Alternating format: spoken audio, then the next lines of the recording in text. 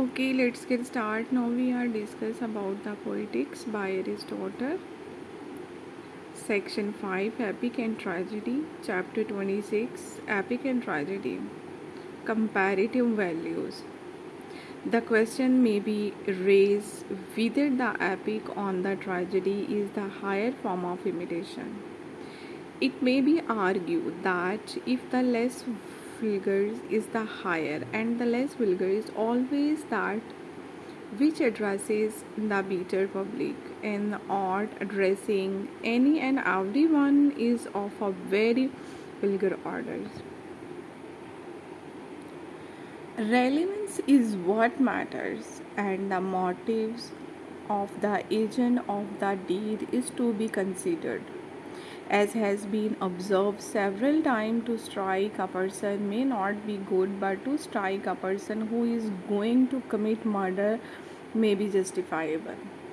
Charge of incorrectness. This argue has to do with the technical aspect of the work of art.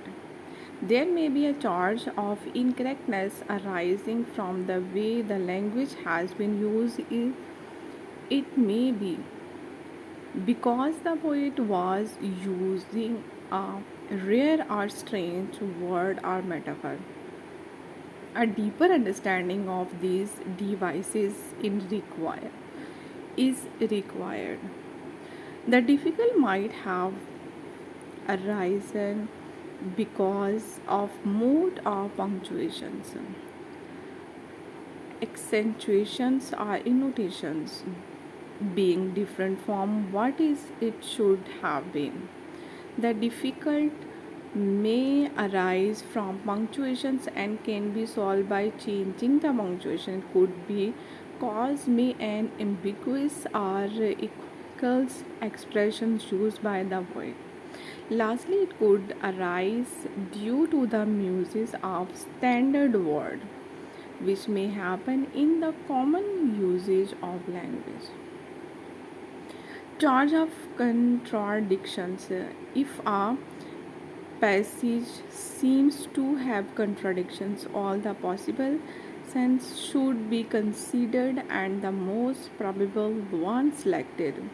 Aristotle refers to critics for accusing the poet of being absorbed without first considering all probable alternatives. This chapter is highly technical. Knowledge of Greek is essential of if one is to understand the example cited by Aristotle, since example of verbal criticism have to be left in their original language. Epic and tragedy. The change against tragedy. Aristotle considered the question of the comparative value of epic and tragedy. Apparently, critics in his day considered tragedy to be a vulgar form of art. It appealed to the less cultivated among the people, whereas the epic held an appeal for the more cultivated set. The reason for this was the tragedy involved acting, which meant the use of gestures. Epic had an attractions without the using of gestures, and hence its appeal was to the cultivated art more cultured audience. Tragedy gave scope from overdoing of gestures on acting. It is believed that their public cannot see the meaning, useless they add something of themselves, and this accounts for perpetual moments of the performance. A bad flute player, for instance, ruling about of if quite throwing to be presented and pulling at the conductor.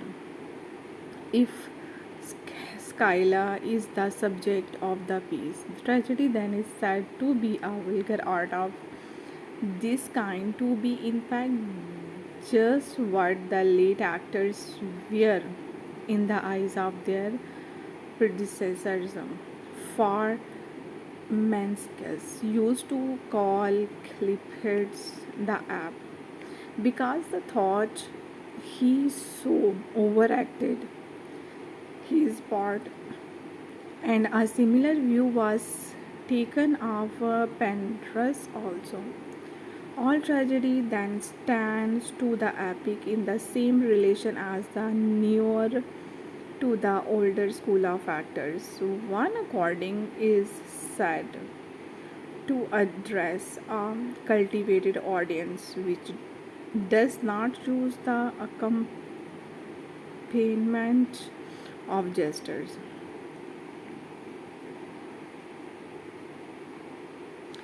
The other, an uncultivated one. If therefore tragedy is a weaker art, it must clearly be lower than the epic.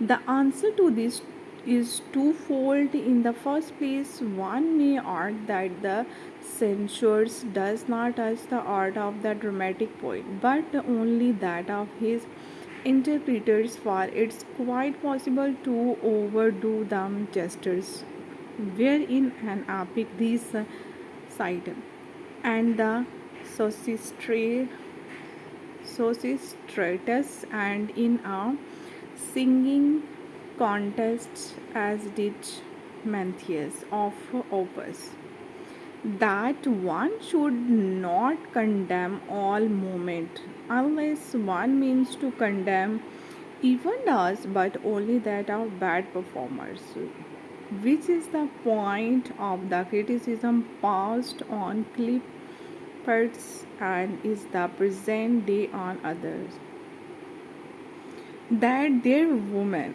are not like gentlemen, that tragedy may produce its effect even without moment or actions is just the same way as epic poetry.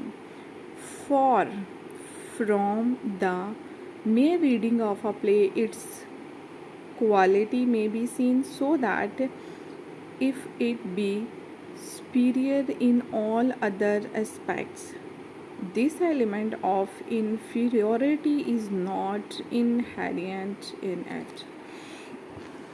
It was just a vulgar art and also a lower art than the epic. Aristotle proceeds to answer these charge and firmly crushes the argument. Twofold answer. Aristotle gives a twofold answer to the charge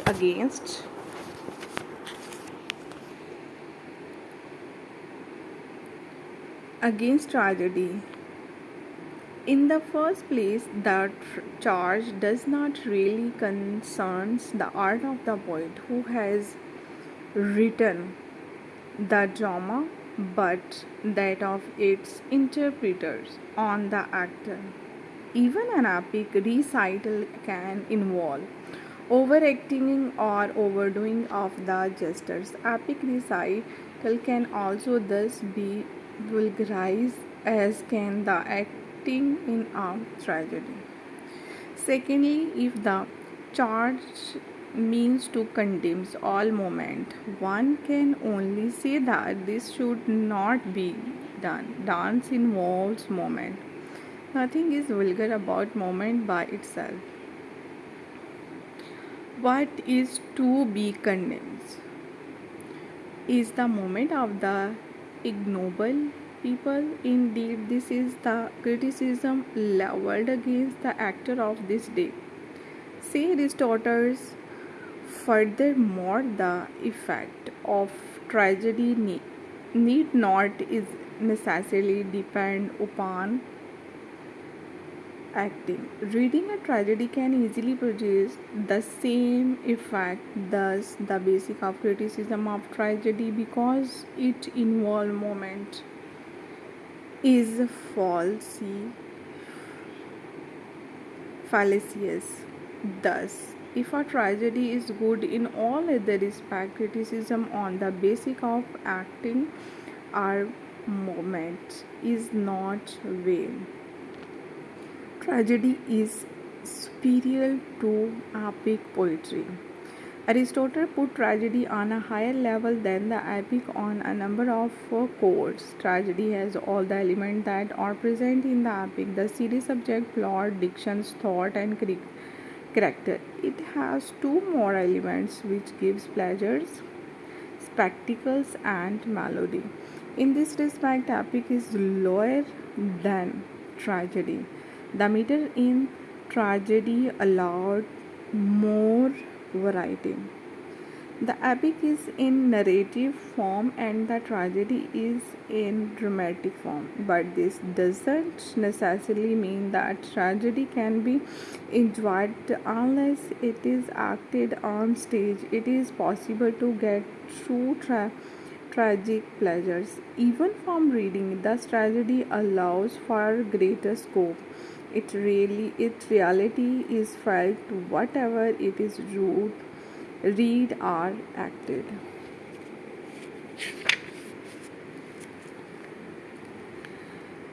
In it, the second place, mass members.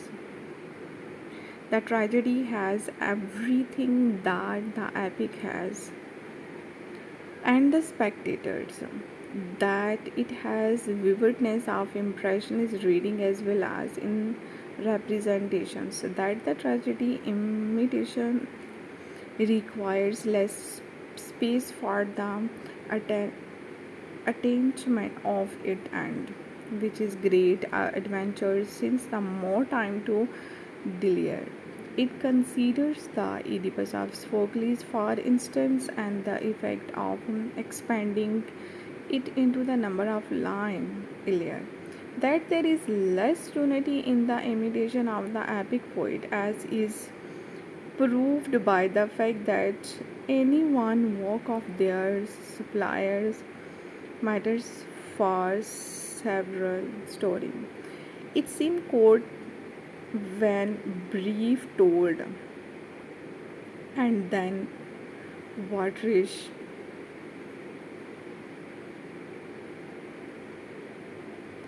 Tragedies, the result being that if they take what is really a single story, it seems quote when briefly told and thin and waterish when on the scale of length usual to their words.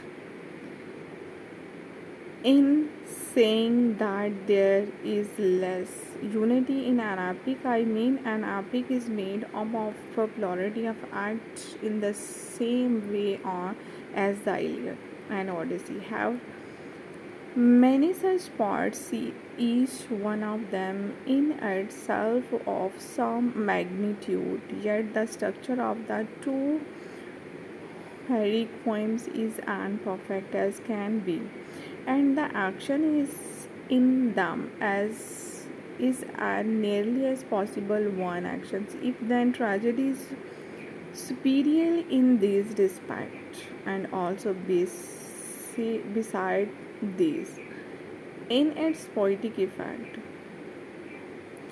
it is clear that an attaining the poet effect better than the epic, it will be the higher form of art.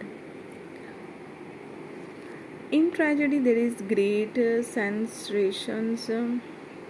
concentrations. This is because of the lesser length available to tragedy to achieve its ends.